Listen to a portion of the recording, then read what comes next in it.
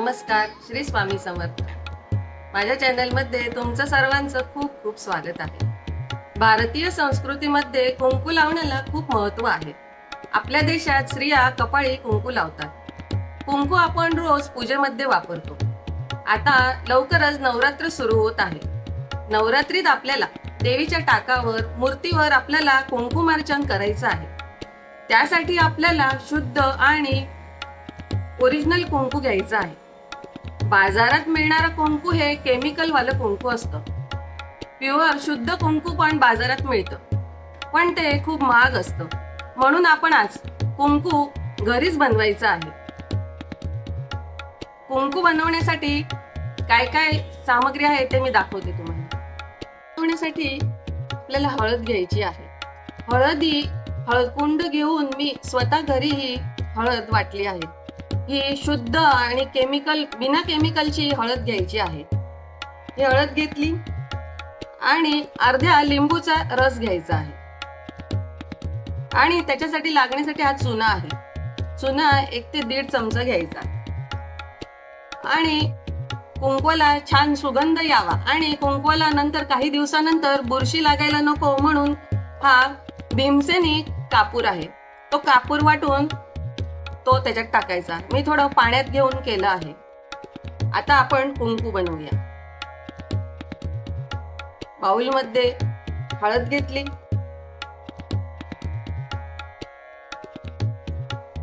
आता हा चुना आहे। चुन्यामध्ये पाणी टाकायचं।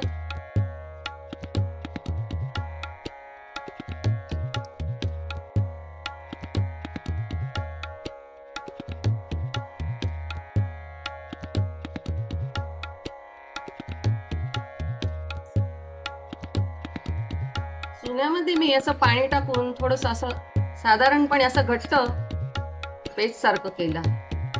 आता आपल्याला हे चुन्याचं पाणी ह्या हळदीमध्ये टाकायचं आणि हा अर्ध्या लिंबूचा रस आहे तो पण मिक्स करत जायचं। हा लिंबूचा रस टाकते। आता हे चुन्याचं पाणी आहे ते मिक्स करायचं।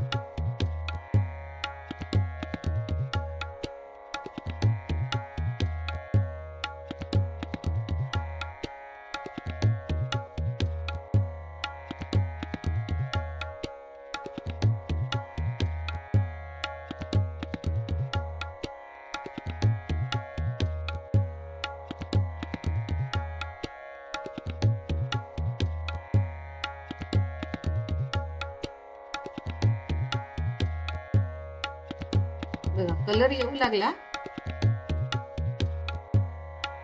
आणि कुंकवामध्ये सुगंधित कुंकू व्हावं आणि कुंकवाला काही दिवसांनी बुरशी लागायला नको म्हणून मी हा भीमसेनी कापूर होता तो बारीक वाटून तो पाण्यामध्ये मिक्स केला आहे आणि आता तो कापूर त्याचं पाणी पण टाकते।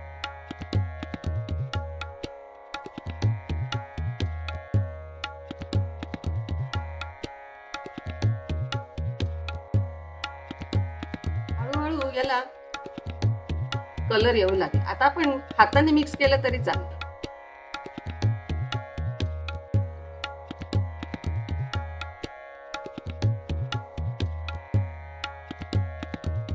छान असा बघा कलर येऊ लागला आहे। अशा प्रकारे बनवलेला कुंकू जास्त दिवस टिकतो आणि तो खराब पण होत नाही।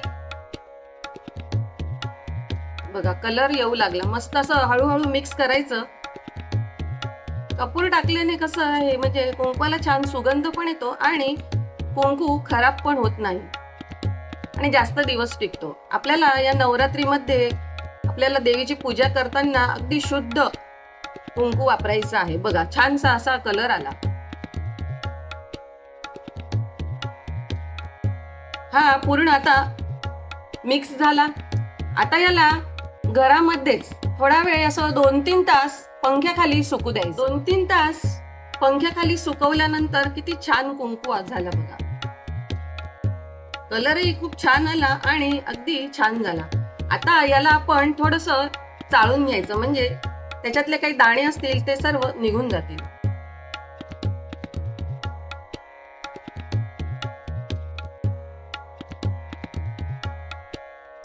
हे सर्व चाळून असा छान कुंकू तयार झाला.